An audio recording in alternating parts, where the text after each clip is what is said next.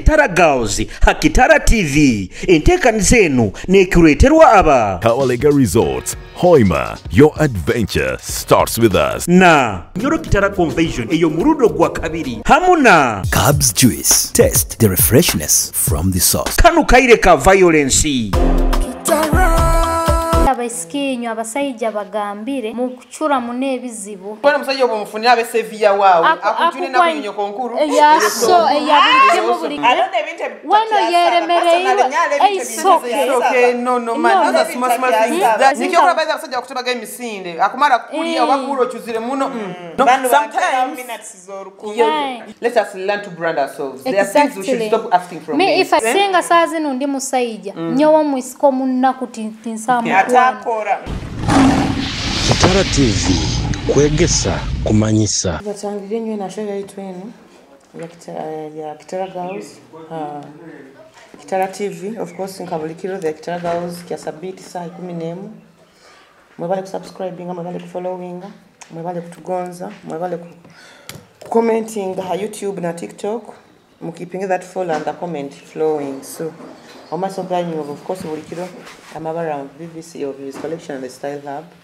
nabagenzi bange Lane nigama baragange tubatangirire muno mwebale kubani mukyatugonza mwebale kusubscribinga kulikinga na kusharinga keep on the good spirit kafe ankabulikira bamwine Catherine omubwate wa Masindi ndugire mu Istanbul Masindi Eastok but na ketuleteire ontumire gemiyembe ya duka okay good abantu ba Masindi mwebale kugonza mwebale kungonza bojo mukala numontoza mwebale muno gemiyembe ine atumire gemiyembe mu bintu byone biri mu katumire tomanyire nusizono kwikala no muntu wa 24/7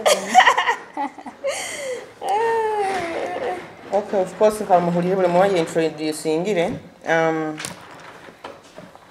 last week tutaka zile twabentu kilos nga last week isho tukabaza habintu bibiri tugaruka kutandikira this week but twakabe kubibaza katubanza tukoleze sindiza bakama bayito of course buli kilo Kabalega Resort Hoima na Masindi Kabalega Resort Hoima ukisanga 4 kilometers from Hoima town to Masindi Road hamukono gwa buli no kyaruga Maranatha Primary School okusaka kubahikira ha 0393 19 3860 Kabalega Resort Masindi still oversanga 4 kilometers off Masindi Road to Kampala Road, off Kampala Road from Masindi town still mkono gwa gobuli okusaka kubahikira 0392900900 Kabalega Resort has the best meals in town around Bunyoro baina buffet baina snacks baina swimming pool for all categories of people they have rooms umchungia kwesera accommodation of later bakalaunching VIP rooms kasenta kakengeka the environment is so conducive and very favorable so you guys should all come and you should all try out Kabalega Resort both Masindi and Hoima baina ho kids section abana ali bakuzanira baina ho conference halls for parties for conferences for workshops so you should try out Kabalega Resort and they have the best chefs around Bunyoro so buli muntu or if you do want to mbasomere number you others can reach them on they call it what website their website is www.kabalegaresort.com or Gmail yabo info@kabalegaresort.com so by checking out for better or more inquiries about them another sponsor tunaba Cubs Juice aba bakusanga Central Market haiguru taba Cubs Juice baina juices za buli mulingo za buli type and they do on different functions or in a wedding or in a birthday or in a introduction or in a surprise or in any kind of a function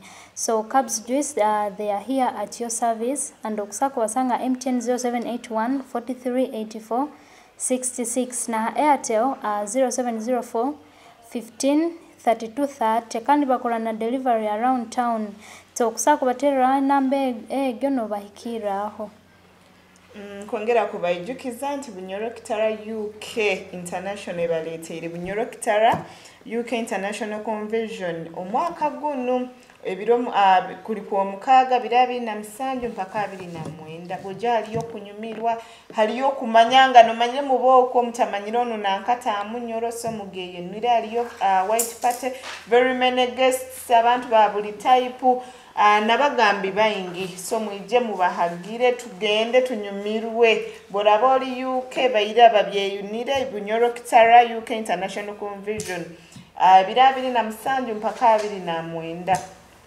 mwebale yo mu wiki wiki libasirita baisi wiki libasira kurungi mwebale Easter abamasindi bagambaki abamasindi babatumire babenda muno bwejo Easter nyumire masindi alata moti na karo bona abantu babigando bona bali kurungi hariho muntu I think oba mwete muisiki mwete mojo bisexual okay tokumanya genda yebise omuntu waba tali mwisika tali mwojo bamweta bisexual bamurolera nkaha bisexual anti kengambali omanyire obwakuba ali mwojo na yera aro moja kwera byama enkola yabakazeni niwo beta bisexual okay omojo no you people you've all known this guy because of me buseki ntakole this guy and this is the same guy bantu nyo this should be a lesson to everyone bantu nyo twege kuba bantu babi because oburungi tubine kibutu yambiremu omwana obakire nyenki ababinga from nowhere salon eri haina duka yanga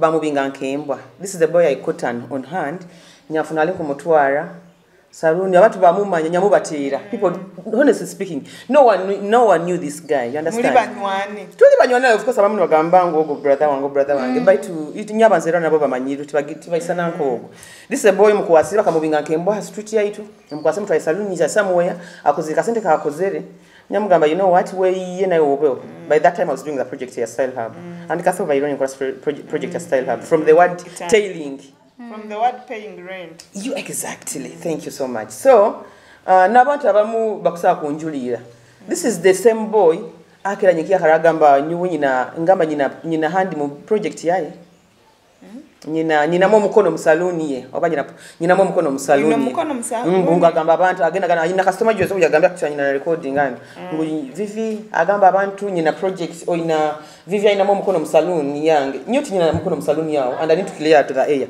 I have Style Hub it is fucking better than your salon by the way iwe nambe roli okusasura rent ya million manye yemune kichweka not even na interior yomoje yakukoleile they are my boys who did my salon my project ninkukwasira abajomba kuhaira bakole interior nyapoze nga salon yange and the same people telling people mbo me I'm bragging I have a hand in your project vivo mbani kora salon mbani kora projects I don't singena mu bikubo benyuma nyobo mbata ina sente I would rather leave something but if I want to do something for myself a project in Jagiteka Hero. So the Style Hub is different from your salon or whatever, your hidden kakubo thing. Because you would have told people maybe I have a hand in thing. I'm telling people I have a hand in thing in your salon. But you know the fact. Kabe moja ya kole project thing sana kumteka simana watu wakamuhuru. Aya kole not ne all cutters of design. Money girls vina ukimanyiri. Tuandaile tugenzere umomojo natunda chips twagura naka mixer kana kamasanyarazi tusasure twikala saluni yao nibagikura ekiro ninduga osam kaga but this is how you paying me tinko na by the mojambi hize banenye this guy is trying to provoke me wow taikayo grora Vivian leka nkwereze example omuntu wensaba muntu muzibu omuntu leka mpulirize omuntu agenda kuruga mu saluno ayiruka geno mu Vivian amugambe bigambo omanyira bwake abantu bona bamanyambu omuntu akatabukana nanka that's the time but they want to shine kiki kyatabwire there's nothing like much I woke up and got out of your salon agenda kuija kugambe nanka gambire kumbe nyoba I've tested such things. So that's you're trying to defend this guy. Take defending her because bingi byakozere and you've seen them. And you've had a lot of words. Yes. Ateke nkwenda kugamba nyowe mpikira point because let me give you a scenario some time back you know what was happening when someone was saying tali ndiwe unyabaire ni manyisa kase tali niwe people are always going to come nikyokura Vivian nyonta muntu like sometimes hello abantu banta in fact Ashane omuntu akubaza manyayizira kugambireke muntu mubazi because let me tell you abantu benda ebisisi kaire personally nyonka genda nyatabuka we got a misunderstanding with one of my omuntu yabaire munywani wange we are almost in fact tuli neighbors kyonka trust me abantu barugaga ha saloon najja nakugamba ki najja nebitaliyo. Yes, of course omuntu abanabaza, but alaha abantu abende bisisikaire, trust me. Nyo abantu muhoima munyegeseze that thing. Omuntu wakuba naenda kungamba mbukathe otamwenzi. Naenda kikugamba wenye agenda kuja kugamba. Bato mae Julius agambye ko tamwenzi. Kumbe ni wakwenda akora kirabya.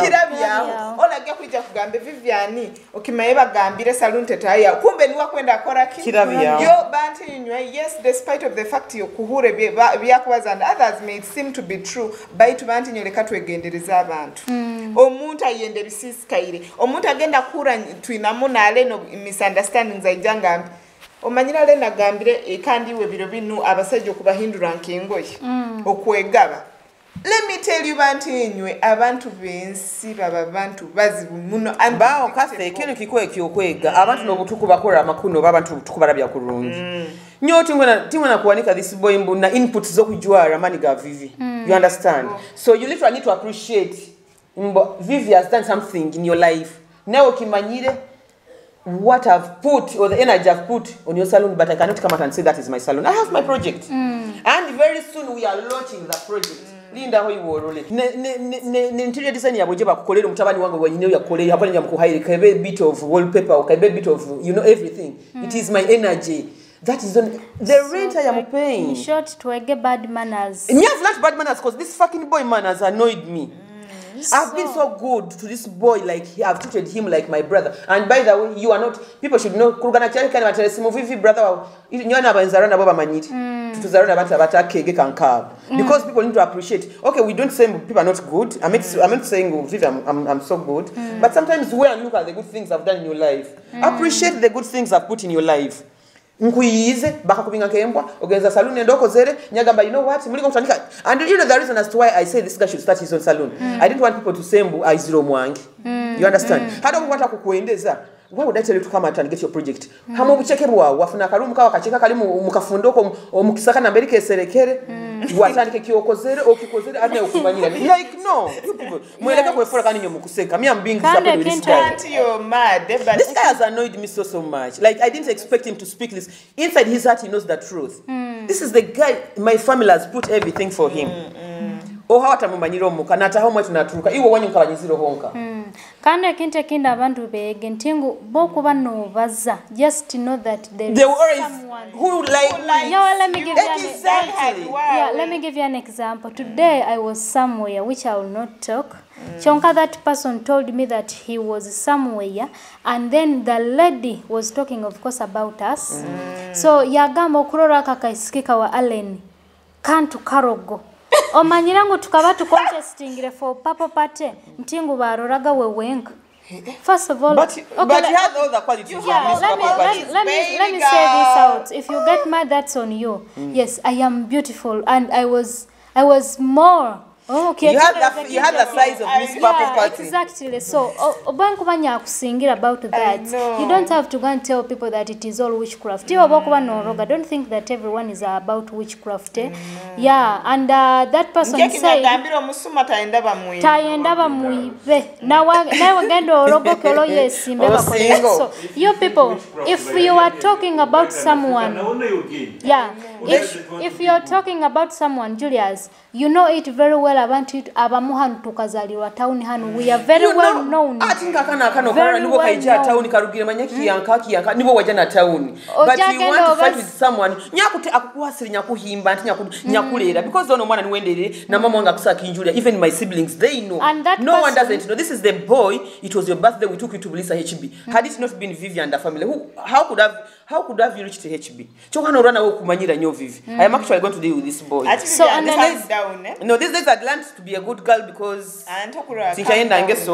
but someone provokes you to a point, you know, okumiga. Because now someone has taken advantage because of the situation which has been happening. And me, I've fixed things with people behind. Then you okwenda kweforambo okuja on board okwenda nawe okwenda nkuhama sanyarazi.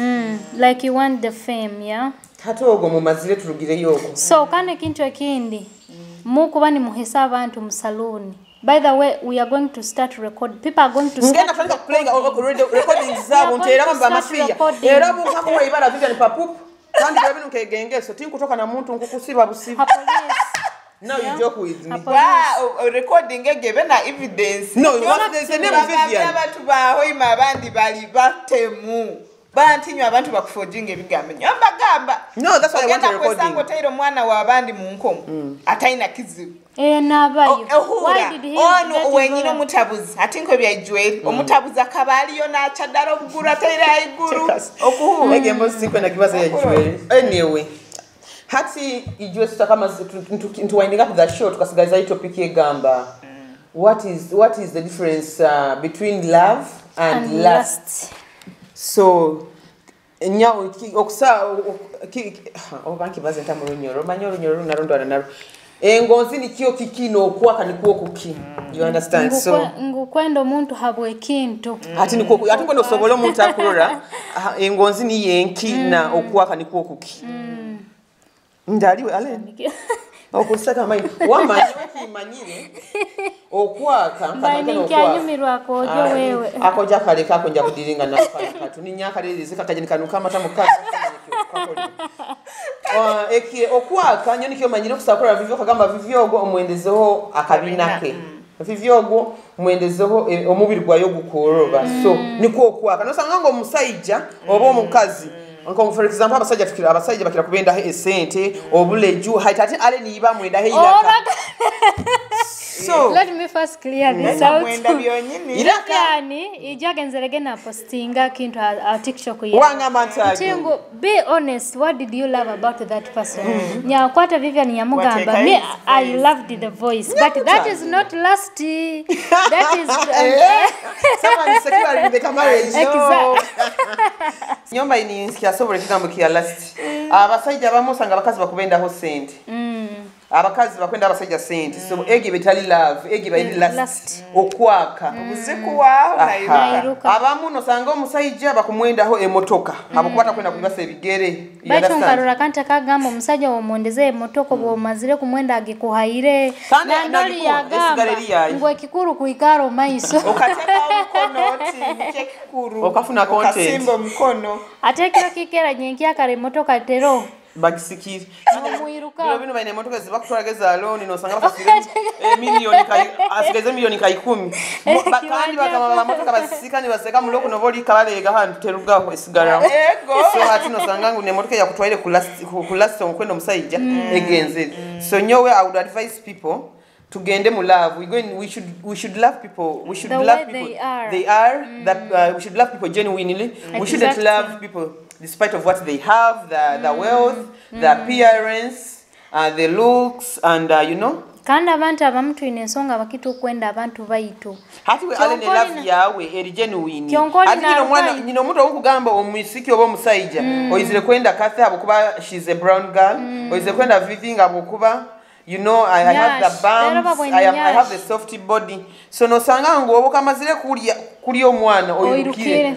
Eki osange nitasa kutandika abate katego nyaka ntaho kwenda kubaza like abantu bona aba abantu bonyina baba ni batwendo batubanu twenda they give us reasons to love them.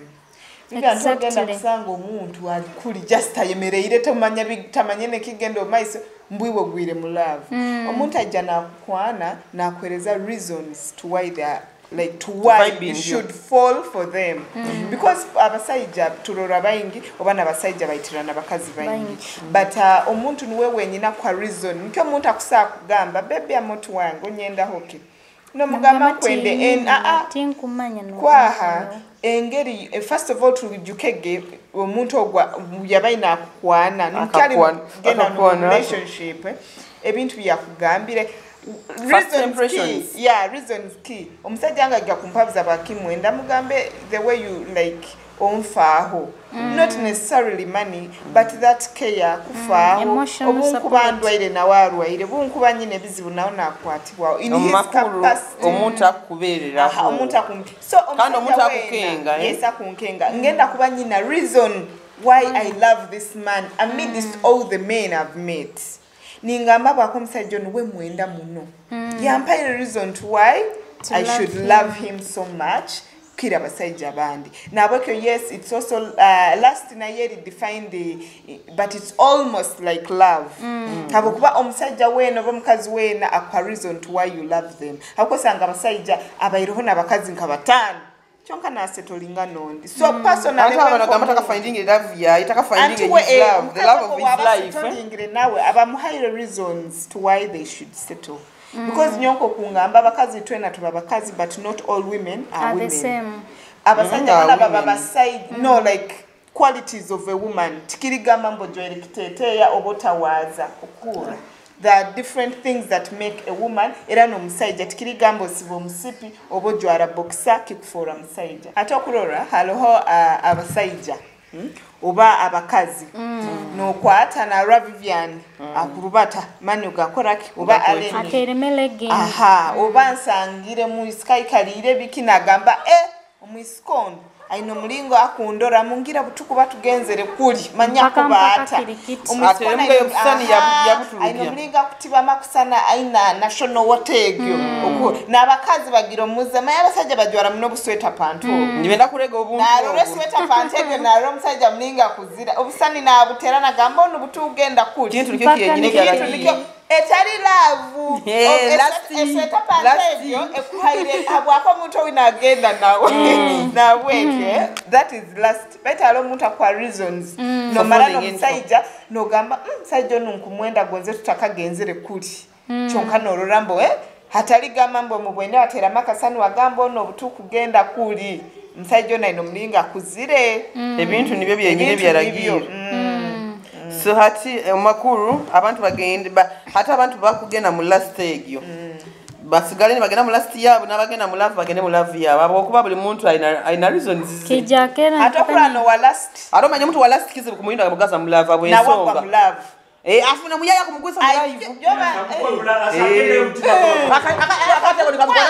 antini kakatego kwambage ni ngamba kamuleka osangali afogera muntu wadelegere yeira so hati abayaka kwefuna ngini muri balast kandi nanye utego bubakwata utego bubakwata ga okay no alomwana yazire nyagamba ono just katego kakukwata kakankwata kakukwata ndai kumubaza omojogo ibara hano hati katego kakamkwatira yewe kasubwa ine bitu birungi kandi kasali yakurungi kasa no muntu ayenyanyara balitu obwali ali ebintu birungi kakakukwatireyo actually abantu abagenda kutemesa ekiba driving ebalast last nchagenda mudara na komama baitu kase musajja ki agenda kukwana okugenda kukara nawe etali last tuanze tusweka amaiso kantu bazamazini onta agenda bintu tuli mu love mali oba tuli mu last kale kabama kalavu bintu na bintu nyonga bintu kulibata bibiri habo kuba love eno utaina waka sent my sister atoleka nkwabuzi oba love eno utaina plan kankwabye tubaire ntwija yanja kase olugambo wamangambira lero oruga kasura lero kumachanga tonaba kunchecking baby onchai nyenke babalize is that last this is love no my man me and my man it is love by the way kanka last akagenda ngora sweater pants yaganda kijana bosa mutagira ngambo kuchara omwana wange mu rugo short etamuleka nikyo mu rugo zazina akakura ebintu akatego kamkwatira kandi na hanu aina so hata bintu bino by that is love me and my man it is love so bwagenzera akatego mwana kama sichulwe ndabona ngena bugenyi karanti baby oliwa baby nsekunduka kuchema kano kangesigalize awokubansobora kuba ndi mulao na nyoba ti kaka bakalas nyakandi kimanyire iwe ndakandika kutwalire nekisopekyo nyama six pack ni akatoa amanya lino naenda kulisa kusaza akajwa kulyo steak nkobuge akajwa kulyo steak obunanga obukene buno obugenzi bwa yaina kulya yoli steak vegetarian Julius kaina flesh. Akubulwa isharo nankale no manyi. Omusajja karahana. Omusajja anakinu yo gamba ngo Julius kachera ali mutwali. Julius nakola mu mubiri if not let ya kurabya. Ngakugenda mujini. Ekavalasti akatego. Aleni kankwata kali Yasasuro maka kabale garizodi. Ba training tukwe ne mibiri egyo. You understand? Okay, tegere ntingo aina kuba yakinte kikusikiriza. The other person, I looked at the height, I looked at the color, A sweater pant, I looked at the sweater pant, I looked at the drive, I was like, I cannot remain to it.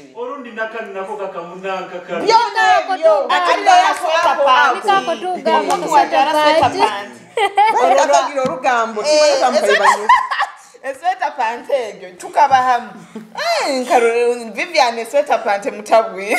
Atabukira obwongo yarugamula bakatego so ekutandikira appearance egyo nayo Vivian appearance inengeri play iwe nikinya gambe last week abantu omusajja bakwenda oboke no musajja ali mubi oba mukazi ali mubi ogenda kusibya kokora sigara yoga because you're fearing the public to judge you. You understand? But obakuba oyendo obo mulekere mukai kale muka omukuba hanu muise kabale gali for life band tokwenda okwana bulomwena kimanye ntingu you are the one with him or her. Okay tegereze but abogamba angu obokumene kintu kibi kikebe kikidingwa we are speaking the facts. Yeah, it's true by abasajja bali abendeza bayisiki kyonka bagamba ngo misiki yako muswaza na mwihara kuba nawe public na abakazi bali abendeza abasajja kyonka bagamba musajja ina sente takulolekeka ngena swekera manyino myona kangamba vivi nze wembange nawe gayo ngena bisa amaso wetu. Okay tegereze so ebintu binu na social media urana abantu abepostinga abantu ababragging about their people baba ni bataba swaza so appearance na playing a very big part in relationships. Mweyongera kwefaho slimming pills muzigule shaping pills muzigule okakoramo kale ebyo bino okozemo mu biro tiptona tugarukire kugambe ni woro nyowe nkurora just get omusajja beta kurabize by the way let me tell you if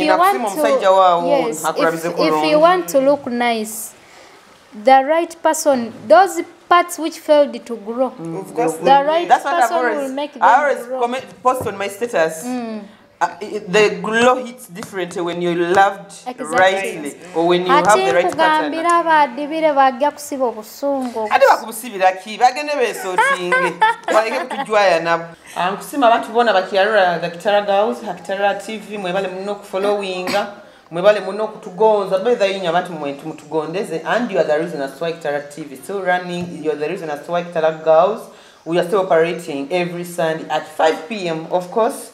Like Amazon Korea Simbiza Bakama Baitumba Ijukize, the guys behind this, it is of course the main sponsors, Kabalega Resort, Hoima Masindi. The Cubs, just the only humble human being I've met, and the Bunyoro Kitara conversion. So, tukenda kuhumura mkufuniki msana kuga Kabalega Resort na Juice Kruga Cubs. Turagaruko taruga ensonga inakuleta kukano Russia enu yokubanza. How long should you guys be in a courtship? Abokuba mbo in scenarios. Ni mwayende myaka 10 except nikuleka na funo mwisiki mwezi gumu na msui. So hati when kamana wo mwisiki oba kamana wo wojo. How long would you keep this guy in your life, or how long would someone come out na gamba it is time for me to settle with you, I am taking you on? Obe namba esonga ya kabili. Is it okay for a girl or a lady to sleep with a man the first time you guys have met, or it is not okay for you to sleep with them? Still, how long does it take for you? How long would it take for you to sleep with a man? To give it to the man. Discover your home away from home at Kabalega Resorts, Hoima, located just 4 kilometers from Hoima City on the Hoima Masindi Road. A real resort in an eco-environment, nestled near the stunning Albertine Escarpment and historic Mparo Royal Tombs. We are the perfect blend of convenience and charm. Treat yourself to our cozy rooms, mouth-watering meals at the restaurant, and refreshing moments in our outdoor pool. Whether you're here for business or leisure, Our conference facilities, camping grounds, and fun-filled kids' playground are ready for you. Escape, relax, reconnect at Kawalega Resorts. Hoima, your adventure starts with us. Book today.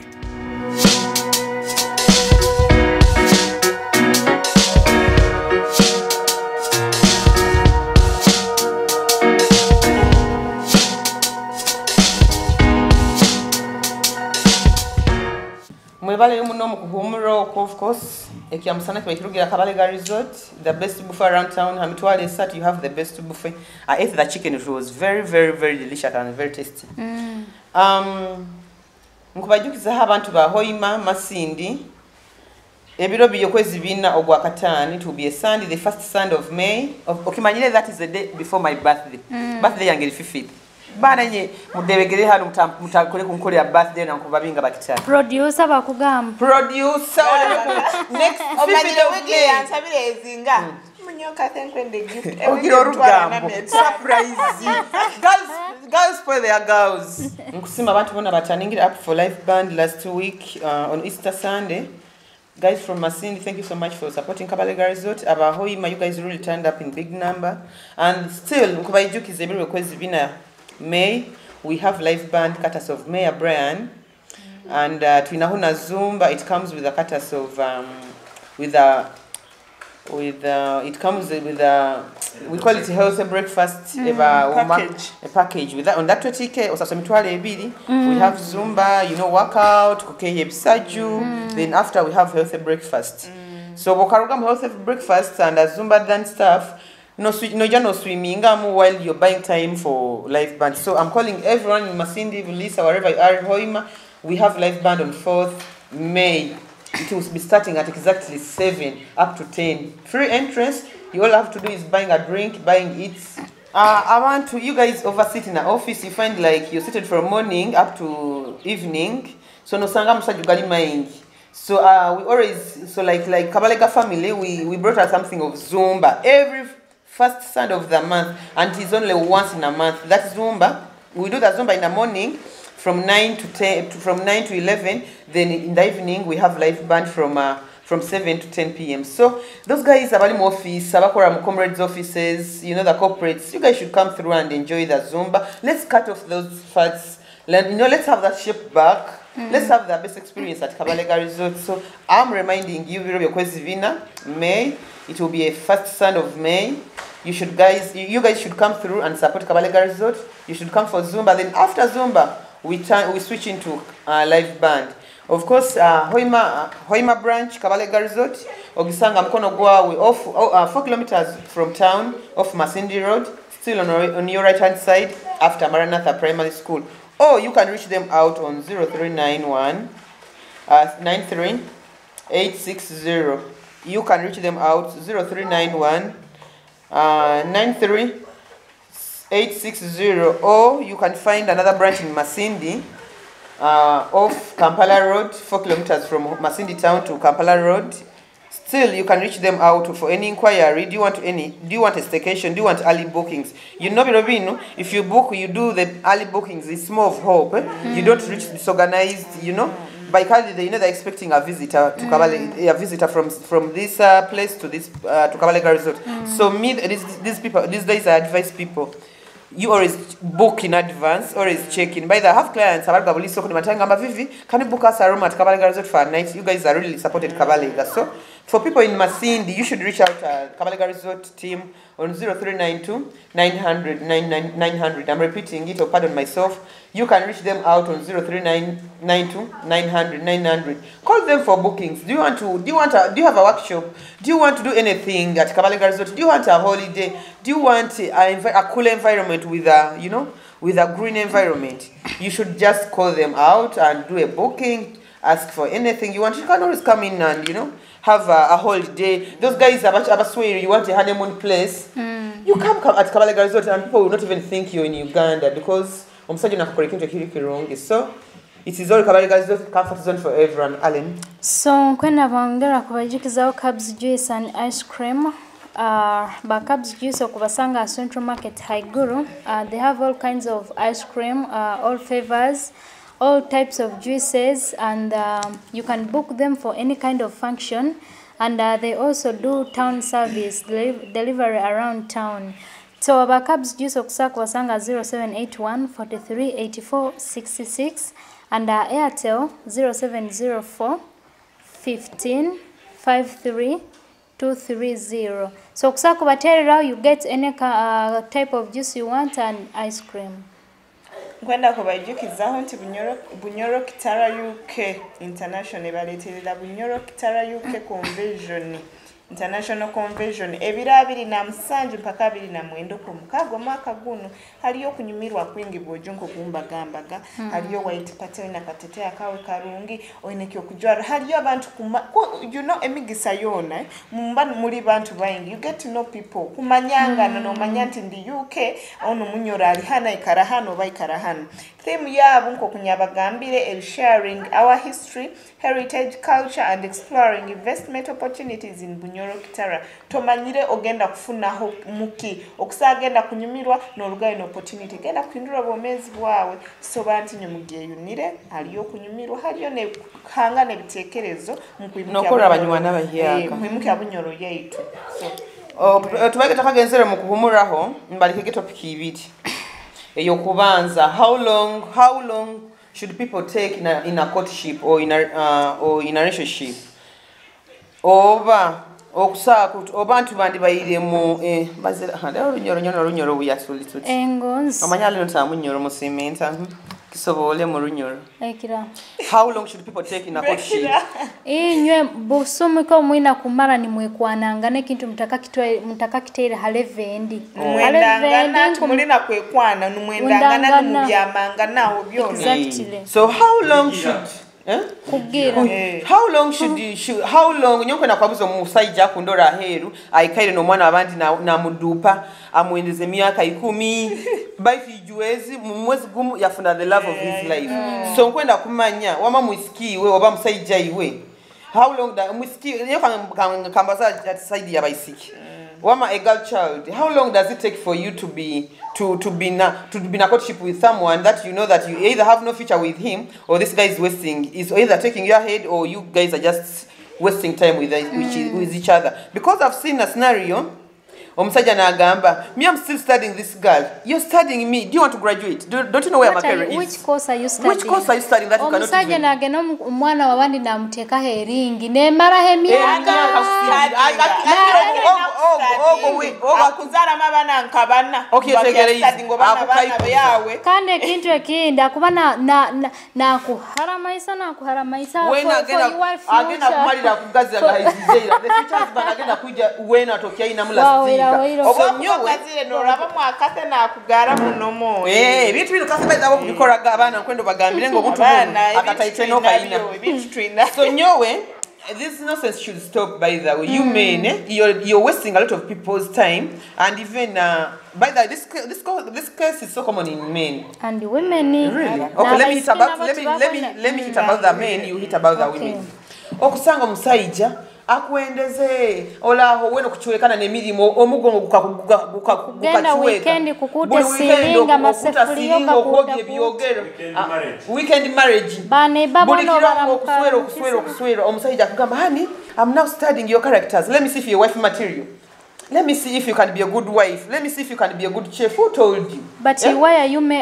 studying me wife material through house chores what is that no you're a mistress you're not even this is being a mistress so abasajja abana if I can manage washing machine is sky nyoni kyokurora if a man comes in my life you either we take this something to the next level or you exit nabokenda ho bwire kase nokenda ho bwire baitu no kase abana ba relationship no kase listen abana ba relationship ezamazemo emyaka 5 chonko omwana alaha kuchura omusajja afune kabebi mwezi you've seen this scenario this guy of Tanzania Joma Jackson Priscilla this guy has been dating this girl for how many years 18 months then they've done the fucking good ring but you know what naronka girlfriend so akamwitiro wire you understand akamwitiro wire akamusinzira sirimu yemito okay yaba kantegura yaba kutegura omusajja kabaza ansisiro obwire nyaku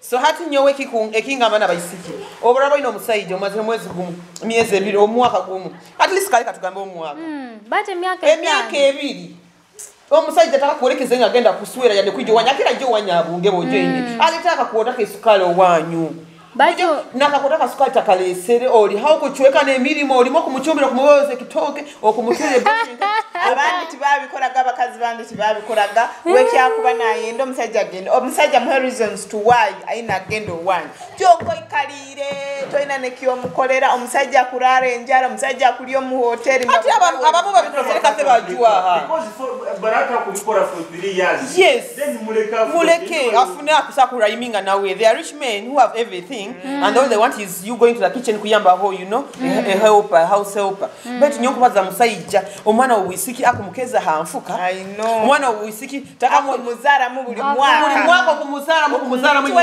nenda tokikiza kuhumura cervix yone kwikale kingwirete bacho kandi nanyo abakazi muleke ku blaming abasajja bonka even you women omukazi omusajja akolekeze you are still at a girlfriend level okwena ngena kumolekya and abasajja bamu anti byagamba I'm studying you that's what I asked them you're studying me for how long kati how will you study am I a degree that you're supposed to study me and come and graduate by I give you the gown you've graduated now you come and marry me okay what if I'm not near you to prove that I can do house chores won't you marry me he will exactly he will mukwatagani mugenda mu abasajja baneiba mukubaramukia mukwenda kwefoza bakutera manju bali majinezala babu abasajja koleki kulesera urugei teka kulamukia leka kukora ali mukika kiona kitahiremo ali mwanyinezala hona aliyo akwetwara tibaka kutongoize tibaka kutongoize kukwata kuteka mu maka guide does not mean you're his real wife you understand maka wewe shoulders are risen Kathy how many women kukutu how many kwasira kuteire owe it shows some sign of bojo how many people are there in marriage or they are okay should we call it marriage or cohabiting iwa kathoma nyiraro abakazi abakazi nyonywe nka mugana kani how much does it need for you to go to my parents place omusajja alaba taina zo sente bantu Kathy they don't need a lot you coming and your family it is all about yes abakazi mukwenda mugamba halo omukazi akusaka nyo msajja inakora engoye tuzihe nyama akushona mukwenda wedding ya mamiska wewe omusajja wawe tagira na bibiri obusente bwana bwokweyi ajaho inakumanya oina kumanya omusajja obucheke bwaro abandi tibabimanya ali abantu abacheke aba making abana babantu Kathy you coming to my parents home or you deciding me to be your wife it doesn't mean you're supposed to have that wealth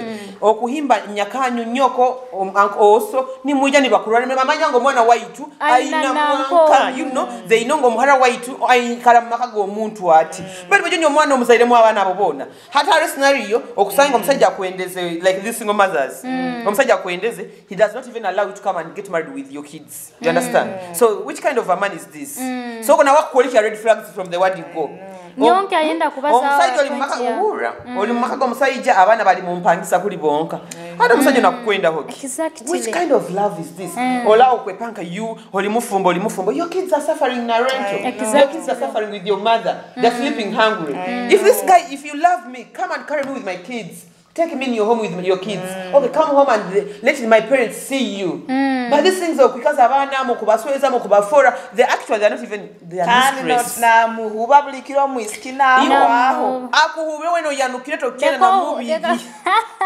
nyowe ngenda kubaza point ya abakazi wait let nyoma my part nyowe I would advise a girl child obo mukazi wena omusajja abarana kyagamba I'm studying swiri you are not the campus you are not that the Makerere degree he's supposed to study and graduate you're not a course you are not that course if he wants to study let him go to Makerere and do BBA let him go to campus and do you know whatever the course it is or BCom let him not to waste your time. He's wasting your time, and for him, he has someone he's focusing on, someone he's willing to marry. You understand? So by the time you realize him, this guy, this is where you find a scenario. The guy leaves you, and within a blink of an eye, he has married someone else. Gamba watakurora mi ngenda gamba bakazi. You know, nikiye kutwabalizo kya patience skill. Omanyira sakuba no guy no mara nawe myaka na kuzara munabana. Let's say for 2 kids. Mula toina na future yokurora. Me personally have been in a relationship. Oba basajja nanyo mugenda ganu mukwatama abantu. Nororoli a future ekamulemaira. For sure.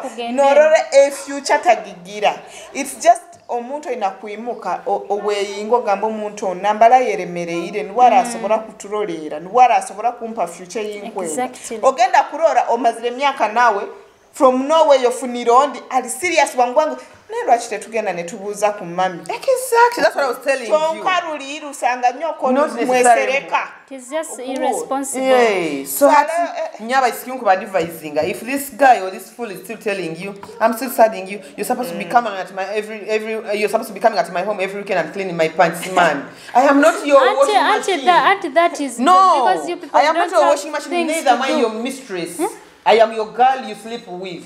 So, Vivian, yes, everything is okay, but sometimes in abakazi nkaitwe. Msaja kukwaine, we are in a relationship. I'm a woman, he's a man. Obunsabireza isoka kuzimpa. Obunsabire na nyonyi nakora duties ezo. No, you can't say you go to. That is okay, yes. But now you don't go extra miles. Tell extra mile, Vivian. Tinku nirange. You tell me. No, those are necessities. Home needs you're supposed to be like a woman. Buy to cafe. And you don't know kubikora because the mama batabikora. No, they have done the things for 1 month, 2 months, 3 months, a year, 2 years. You're still doing the same thing. Exactly. The guy decided. What is he studying? Are you a course he's supposed to study? Yes. Are you a mistress you're supposed to work for him? And there this scenario, omuiskina agenda na akora buli kimu kiona, but still omusajja nagenda he's not willing to. Listen, omusajja nagenda aswera oli ayimuka nyenkia karatazi. Very funny. Rugira neno nondaira. Ati nagena nagwawe neno nondaira nuwa kufera. Niwo bakwenda. Na mabwaye neza kufuma sajinga. So men are funny human beings too. Me every day I get reasons of not defending men. Men are very unpredictable. They are so hard to defend. So nyo Vivian nkwenda kubaza point ya bakazi nyo nanye mugenda gani mweforcinga mu kintu. Oye kwasira omusajja oye twera olimo kumukaka kuzara kakuna akwefora nabane kwenda kuhimba abana wena okwendera kimu kuzara olimo kumugamba bai tutonteka ring bai tutonkolera kinu omusajja atakahikize cause Vivian what I know about men ntingo omusajja they always do one thing things they want from their own exactly yadom forcingiro gota nikiongamba yadogeze again that weekend marriage okakute silingi esefriaze zero zono kazifoza silver akabatereza amaju still he will not marry you, okay? He will not. Ali abagenda nibabunga nibakora byona. Okay, ngambire hura men unpredictable. They are very kumanya kathona kaba mu relationship ne kigwagwa okura. Hati nyowe nyina akore bye kigwagwa bitakozere akwata gene mwanyina nyowe oba ankore byone ebinyayenda gebinyarotaga amala kuleke.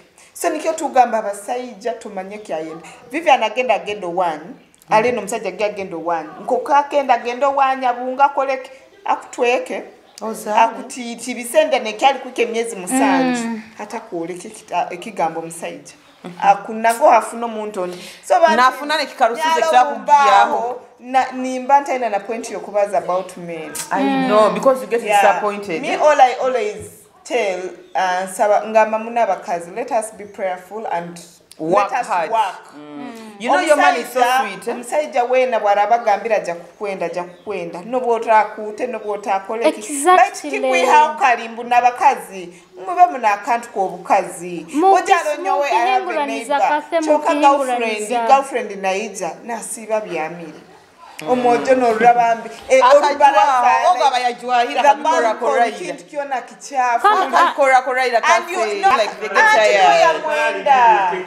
ura leka mbagambe omusajja kale nibwo yamwenda because you're on a girlfriend level nibwo yakakukwana no like I mean in her past relationship another thing omusajja bwakuba nandolera nanyo nyina kumufaaho aleni there are these men there are these men nga you go at his place babokuba wakamanyira kubyekolera nagamba take your rest. Yes, let me do this.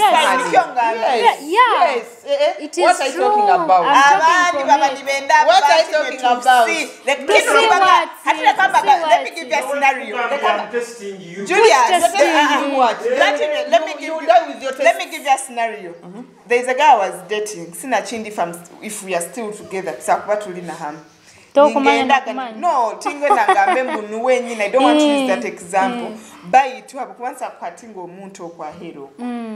So guy ningendo we ntugenda biki like no rabuli kimukiona. It was the first Sunday buli kimukiona yakekolera biki nyamugamba hani nyaimuka hani nkwenda nandwe no webake hata kimanyire the next weekend he was aina hantu agenda yakera obu yakerere nyakora buli kimnya yogya nengo entamugambire mbu wewe mukazi wokogya ngwe nyaze yogeza nyakora bwinya arranging the bathroom buli kimukyona nyakiyekolera okimega akajeka panange baby why because you mean you can do this omanyiro omuntu elave gekire that night love yampaire kabengere kuchwa magulu okuhura akaba so happy so nabeke some of abasajja bagenda rundi naenda kukema mbunyo omusajja wanga gamba ntabikole bikole still you will not marry you people doing house chores doesn't mean that omukazi nawe banko mukazi abaisikimu bihingura bantu abakazi bando sanga bantu nyo kitabu takiyazire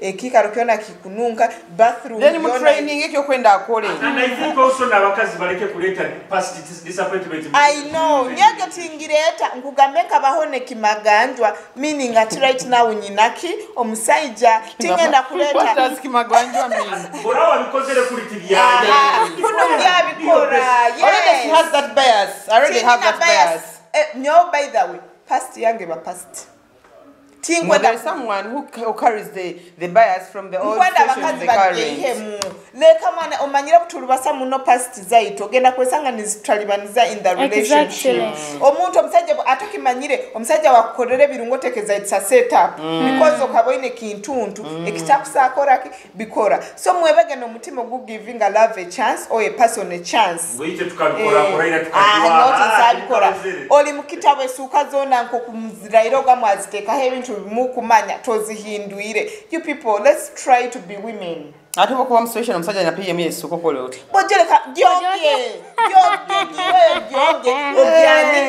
obyani nekinda bakazi nyongamba bakazi tulekege tuteke muga nyo personal I went to my man's house nyarora bed carpet anyumire considering to the bed carpet zinyesweka nyagena mwamirembe hali nyagura ekibedi kabakitola zina angambira in your capacity mokota ina capacity gyo kwate suko zogyo steka amsana rweba sango zigorero zigarwiro bati wakuba ina capacity tulekege kwekwata muno nsajanga kasange kipisi ya gamba omukazi nagamba baby kino nalabenga kigenda tukolera okuru kyoko sango omukazi ekisuka nko kubyamire wakiteka ebipampya byawe bidina bichafu ebipampya bya nisamo vye bimugire ebireke ebintu bichafu ani nyemusinga kuzira kuza okuru ozira gwiza omusajja garukire olimo owerambikire masuka obyamire barabaina one pay and you cannot afford kumwongera omusajja kamwongera okagamba we kangule epe yendi kwate suka ezo zoge ozigorerwe sange suka zona zikozereki zinyirira ajja nokufuna morale genda kaguraki esuka zindi nabeke nanya abakazi muleke kuba bagara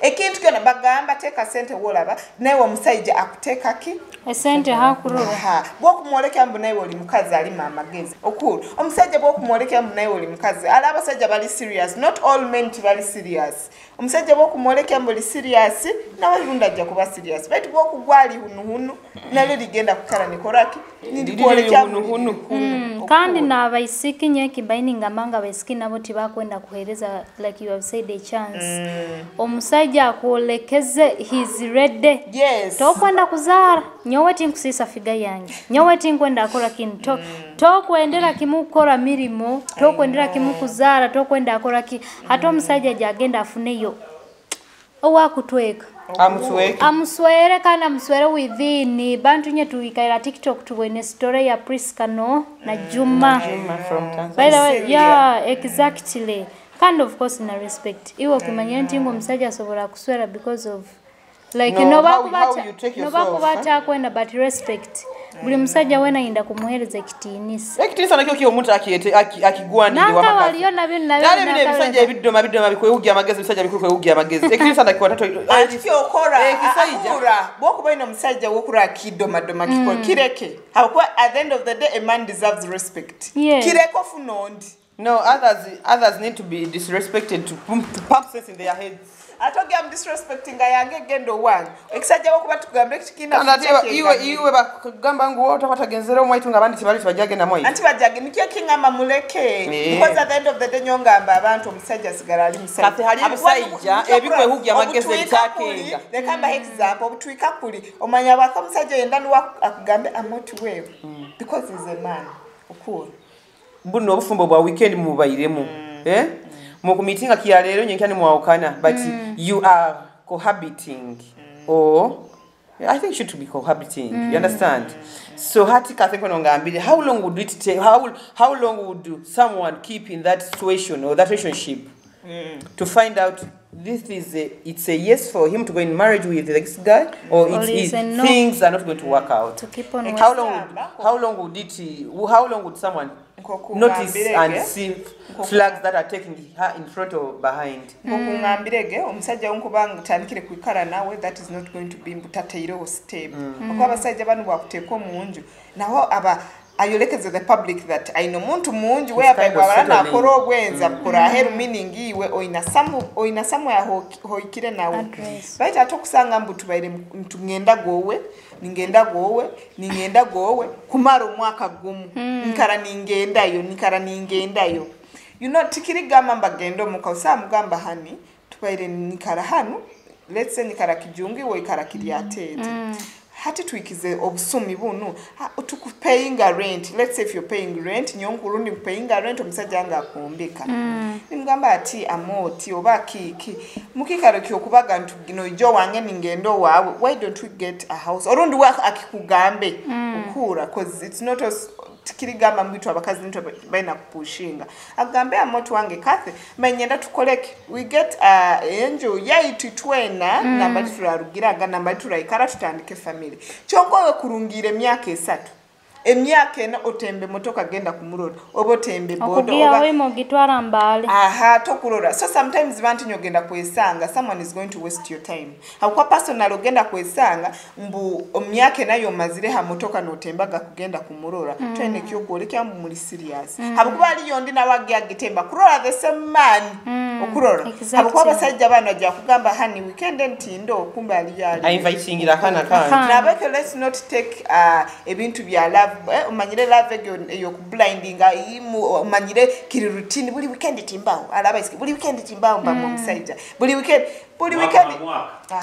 mwaka wikara notembe motoka kugenda kuloro musajja kandi okumara kuzoge ondi nazigo ati nikyo kumugani kiko kungamba oko niwo muntu onkuwenda kubaza hogo buli weekend mwaka ati okurora mubaze okurana bakazi nyoti tingamba kwetegereza umuntu kubaha abasajja bongo nimba ono musajja nimara nawe myezi ena nkurora taini kiamani kia no mubi nitokora nyowe okurora na nyomba nimba za kwetegerezemu ekiri na habasajja so kwetegereza oko yes people may seem by jakirora nkekid but it's necessary but it's more man ongenda kuba nayo okurora the percentage is on money side compared to women nyomba example you that is you and ajo abali type yange Vivian but few most of the example ya basajja ati kumanisa abakazi inyo mukunjuliro cyakubana omusajja mbi waine tomwetegereze mbu onu musajja togenda kumusomo kwa nikiyokura most of them are single mothers they are suffering in marriage no ekingamba any woman akwetegereza a woman of value oina kwemero banza wetegereza umuntu ogenda kuba nawe for the rest of your life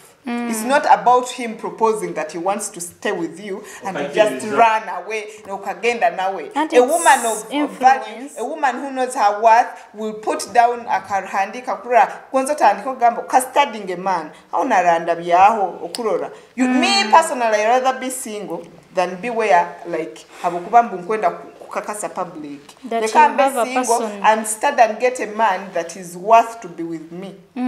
Cool. But Kathy, you have been with a man 6 months. Toka huragano msajja n'abazaawo any kind of future. Bulikale kuona kuchakara. Actually, when you're in that situation, you're not kwikala no testing omuntu wawe. Oh, ina mutestinga. Gamba Julius na kugamba nikyo 3 times byona nabi. Julius nikyo baby kino tuli mu kintu mukandikira mbekya itukira nakubuzabuza abana bali desperate abana nikyo kugamba they are too desperate nyonja kubaza whether that is you there is a person we are talking to outside there who has no courage, who is too desperate, who is in that fear to speak. Exactly. Let them start knowing their worth. No, Vivian, msajja kuterere simu na kugamba. You know it's salary time, eh? What do you think, eh? What should we do? What should we do? Olimo kugamba let us go on a trip. Of course, msajja wena kenga, you will not leave the other one who is who invest this money.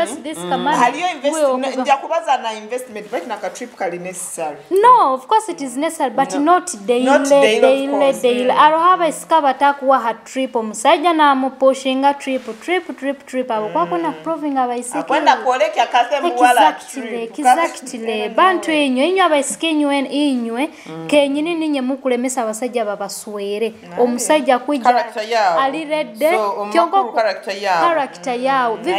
Iyo manyeti. Yes, iyo manyeti there are women who are not even worth to be married. I'm sorry to say. Nkabibaza ijyo lintakugamba. Hala abakazi bantunura ningambono musajja kubatwaire kikikin. Kagezo haro birayanga na mubi. Exactly kintu ekinda abasikinyo abasajja bagambire mu kuchura mune ebizibu. Ati nikiye kizibu kiyabwe ekyo. Omusajja kukwaine kyalero. Exactly. Okwana omusajja obumufunira abe sevia wawe akujune na kunyo konkuru. So buli kimu. No sanga buli omusajja akujune na kuya asingo bana bakusange nabo. Akujune mama wawe. These guys you've met, they also have responsibilities. Exactly. Nikyo kubaza kusajja kutubaga emisinde akumara kulia obakuro chuzire muno. Ijwezenka ba live aho yabana babunyorano bakozere live. Omuramwa guli ni bagamba ntingu omusajja takukuhereza ngo musabire sente ze isoke ngabana abakazi abalombufu. Oba whatever akusabire sente ze isoke ngu takutazikuhaire ngo bihiro iwe kenyino oyeremerero. You people class attracts class, money attracts money. Wano yeremerero okay no man, those are small things that ngia kugamba baby nkwenda ku restockinga. I need money to put in my shop. Ali aba bana kusaba sente ze isoke so isoke akusabeze no akusabeze data twana transport ale ebintu binde bibabo jo nawo musajja kilo automatic isoko ogwo nyonku kwenda no matter my no iwa kenyino yereme no tugama ntikazi no musajja no we are hitting girls, we are looking at this girl, we are talking about these girls. Wewe nyinyi takusona na kugamba mbafune emitwale 5 omusajja kamongere 10 asibe iso. Exactly. Oyo kenyino so all that time all the responsibility of chero omusajja. So if this guy didn't come in your life, you can kusibisa iso. Exactly. If this guy had never like take it him guy on tarot, how would you be surviving? Exactly. You know sometimes you know so aka transport kambuzire nkwenda kujja omwawo. These days by the way let me tell you the thing, let us learn to brand ourselves. There are things we should stop asking from me. If I was a man right now, okay, listen. If I was a man, they don't want to work. They should go and work now. Yes, they don't want to. Anti men are running. That's why men are not choosing them. These days, men. These days, men. They want women. Honey, I have this. I have 1 million. Can you get me 2 million? He will do the top up. You know, but honey, ne minutes zihoyiroho gankwa ne minutes. You girls. Nyowe sazi Vivian. Singa sazi nundi musayija. Nyowe muisiko munna kutinsa mu. Atakora.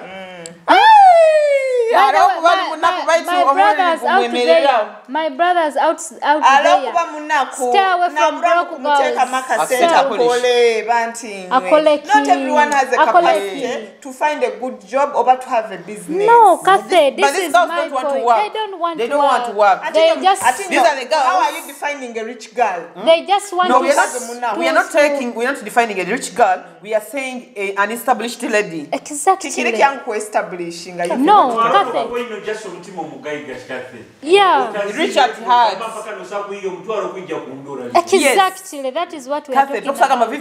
Ngenda kura Julius, I'm get me a 20k. I will not fail to get it because you know when I was going to meet Julius, he will give you the money. Vivian inakata kusobora Vivian Kathe nyina Vivian nakusobora bali nakusobora. Alo hata ina mnywana kusobora. No, Kathe, oyo muisiki okugamba tokusobora. Kyonka tokuwa ha trip. Soft life erege yokwenda kunanke niyo tukubaza hege. You men stay away from broke girls. Stay away from, they don't want to work. They just want to slay, bakurole, ogende somewhere, you take pictures, you post, you do what, then after there, you tell me that you don't have money to come to go and visit your man. Baja kubatwara hava saija inyo, baja kubatwara hava saija. You know? So, Nikiokura. Agambe Kathe, I want you to come to Mbala. I'm like, okay, what time? By the way, let me tell you. If my man right now calls me and tell me, Alan, I need like 200,000. You cannot fail to. I give with one heart. You know, because there's always given you more than that. Yes. The girls need to they need to establish themselves and they should learn to work. You guys are too lazy. You don't want to work. All you know is waking up, going to the club, slay, prove a point. Yes, the point you're proving is not there. So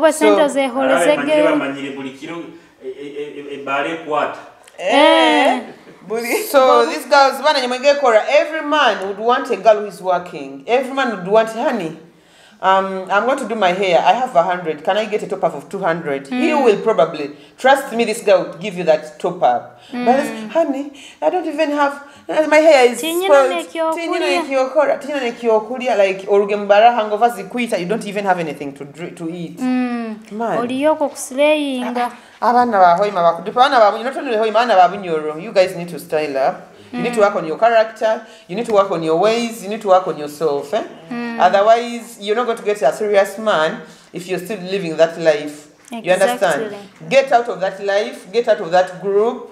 Establish yourself. Got something to do for yourself. Money attracts money. No, class attracts class, honey. Exactly. You understand? We are having me. Apparently, I am dating a good guy or a big man around town or around the government because he saw me like he got me now. He knows he knows his worth. You understand? So I believe he was talking about you're coming to Vivi's life. You know. So establish yourself and have those classes. Actually, ladies who call men put money where they want. No, honey, men are not stingy. Men are giving us money. Vivian, if they're not giving you money. Ladies who call men stingy they are the problem. The ladies who cannot even afford a pant. A pant is. It is true. A pant. How much is a pant? 10,000? No, not even 20 or something. Ata omusajja Vivian omusajja tosamugulira ya dinisa ye mitwale 5 ba what kyonko kwenda kugulira iPhone.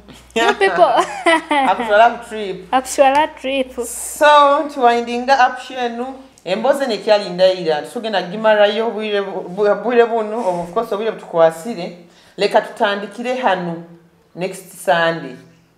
A topic ene tubaye tubazaho ya how long would you know the courtship you're in is working for you, it isn't. Or the next topic, ege ya man, ya next, na later after missing a share next week. Is it okay for a girl to have a one night stand? Is it okay for a girl to have a night stand when you've met a partner for the first time, or when you guys go for a date? Or it isn't okay because no, but I am home meeting for the first time. This guy will fuck you and leave you the next time he meets you. So mwebale kutugonza mwebale kufollowinga kusema bekani ba watchinga show nambe tukatandikirege mwebale kutugonza mwebale kufollowinga. Bye, see you next time.